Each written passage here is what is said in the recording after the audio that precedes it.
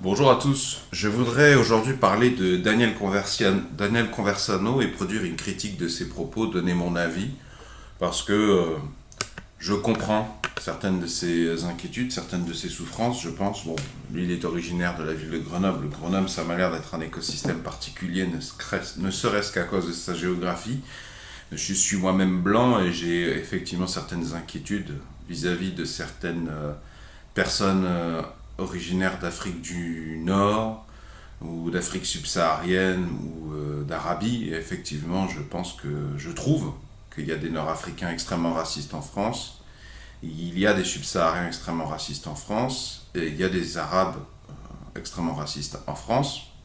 Et je m'en inquiète puisque même ma compagne, qui n'est pas française, mais qui est de blanche de couleur de peau, elle aussi, elle se fait ennuyer dans la vie quotidienne, ça arrive. Et quand on en parle, je trouve on se fait insulter en retour au lieu de prendre au sérieux nos inquiétudes.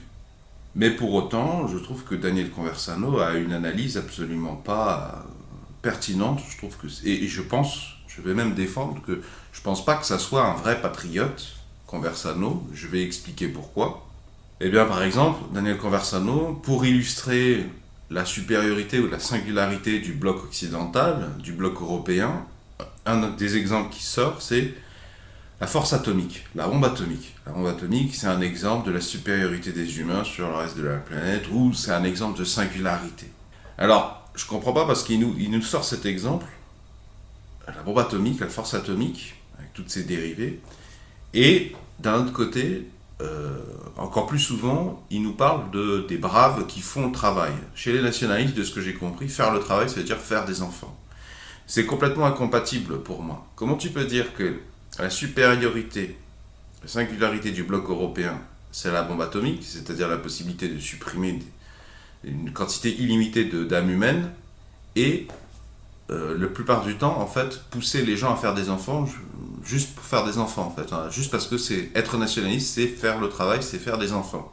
J'ai l'impression d'aller Conversano que tu n'as pas compris en fait le concept de technologie, d'avantage technologique, de suprématie technologique.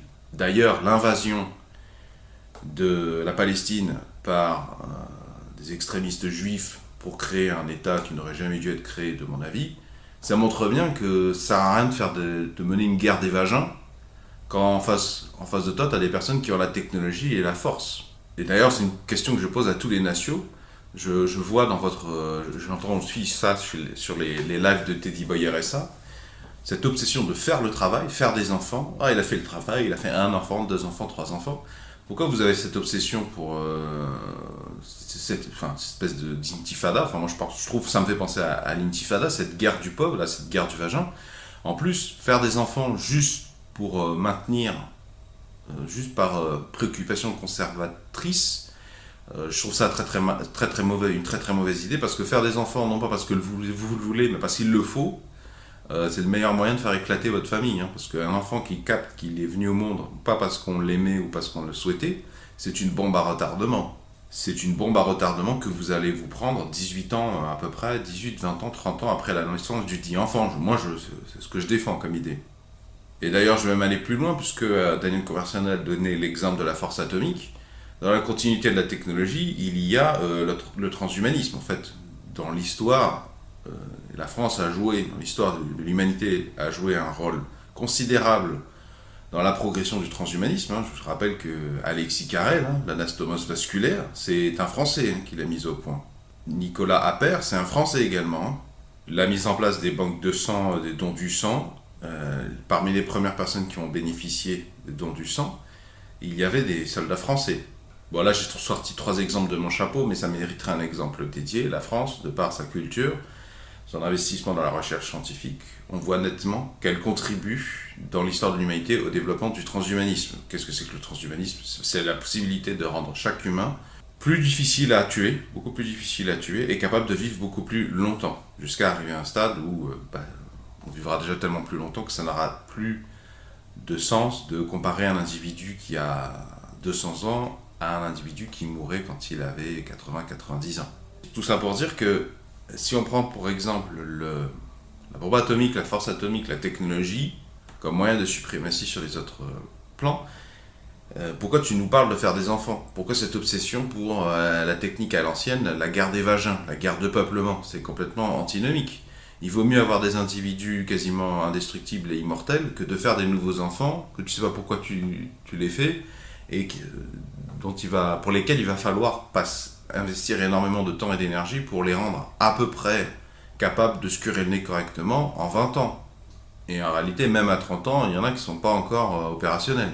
Tout ça pour dire que s'il y a suprématie, s'il devait y avoir suprématie, c'est certainement pas en faisant des enfants juste pour faire des enfants, mais c'est plutôt en développant au paroxysme la technologie et le transhumanisme.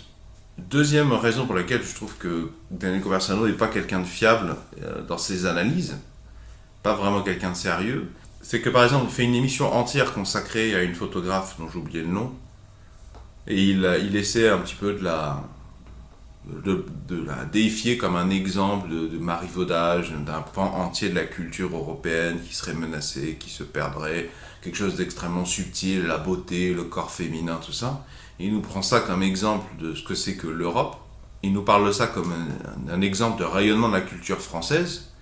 Et d'un autre côté, quand il entend, je ne sais pas comment il a entendu parler, il a entendu parler d'une femme française qui a quitté son mari pour aller en Côte d'Ivoire, avoir des enfants là-bas, faire quelque chose là-bas.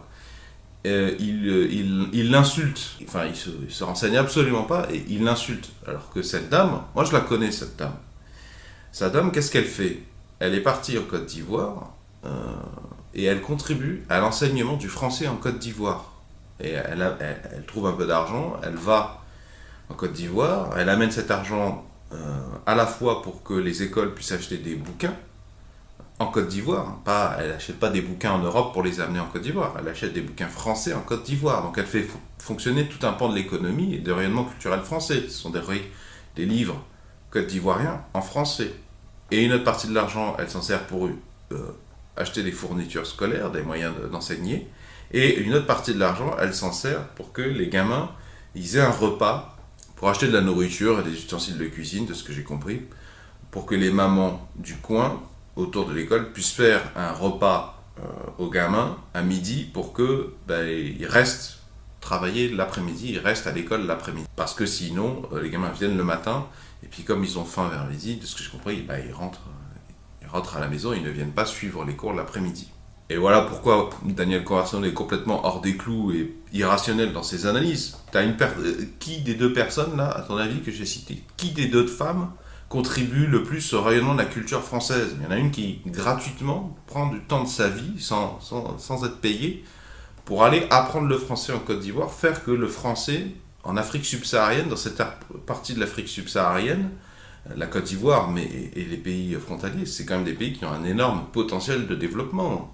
Qui des deux personnes a le plus d'intérêt et participe le plus à la culture française? Pour moi, la réponse est évidente. Et donc, Daniel Conversano nous montre qu'il ne sait pas, il confond l'ombre et la proie. Pire que ça, c'est même pas confondre l'ombre et la proie, là, c'est confondre la chèvre et le chou.